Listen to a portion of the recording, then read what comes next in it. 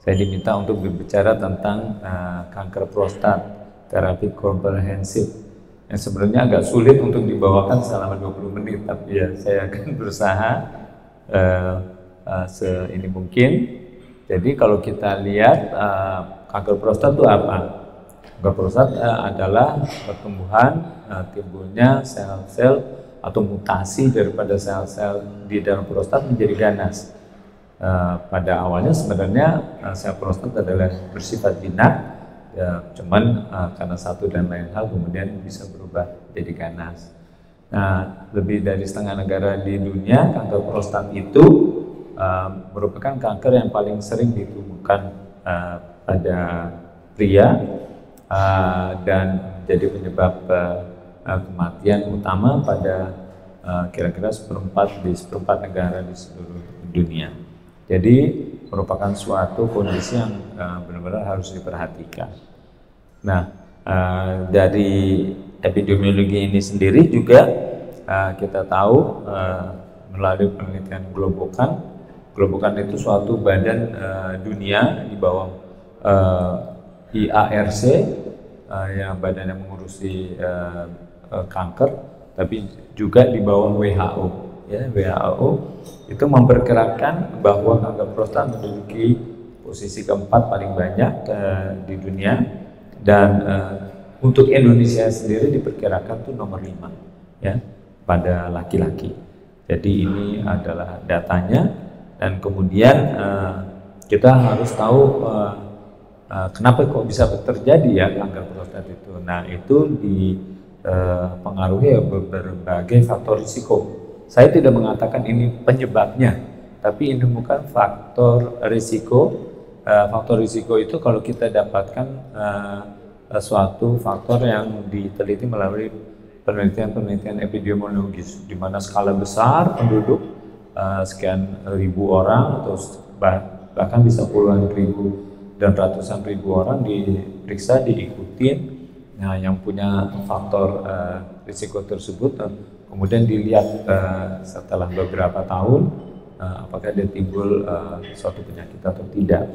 Nah, usia merupakan salah satu. Ya, makin tua usia seorang laki-laki, makin besar sebenarnya kemungkinannya dia terkena kanker prostat. Itu merupakan suatu fakta yang nggak bisa dibantah lagi.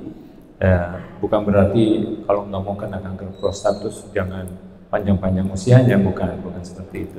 Tapi yang penting kita tahu bahwa risiko itu ada. Ya, kemudian secara genetik, ya, ada gen-gen di dalam tubuh kita yang bisa bermutasi.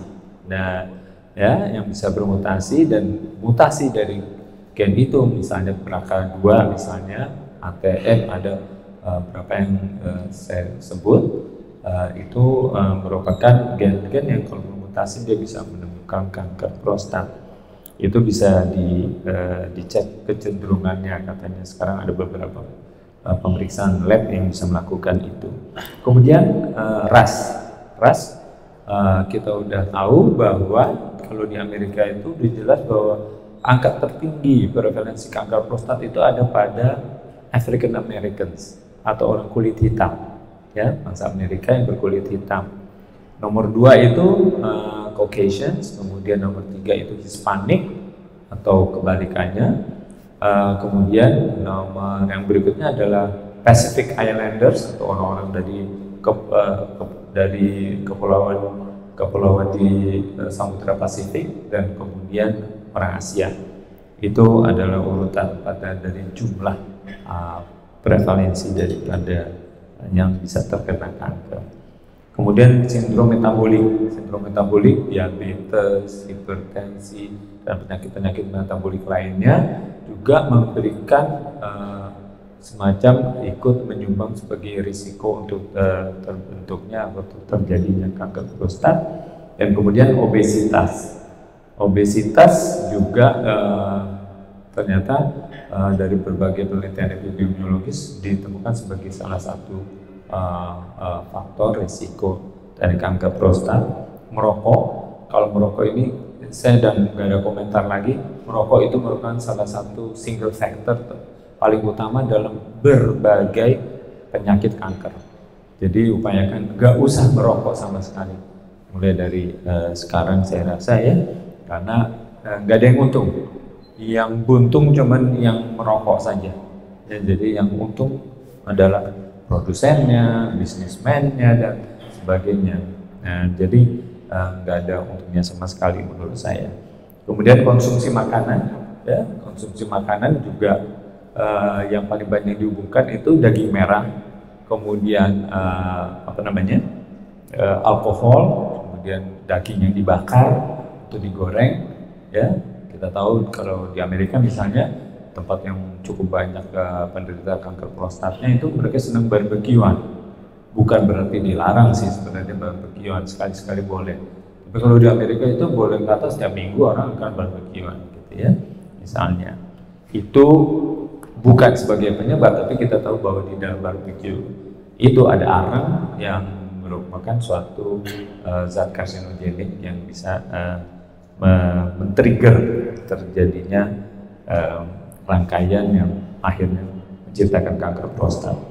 Kemudian perilaku seksual, bukan dalam hal ini banyak sekali pertentangan sebenarnya, adu argumentasi karena penyakit, karena penelitiannya kan epidemiologis.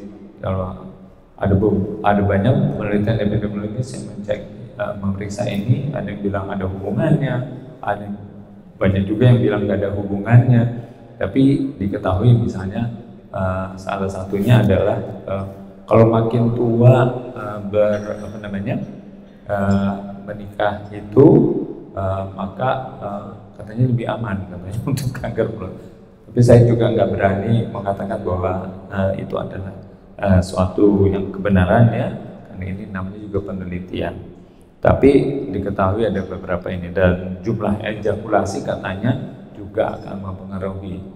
Jadi saya tapi nggak berani bilang bahwa ini adalah sesuatu yang harus kita ikuti.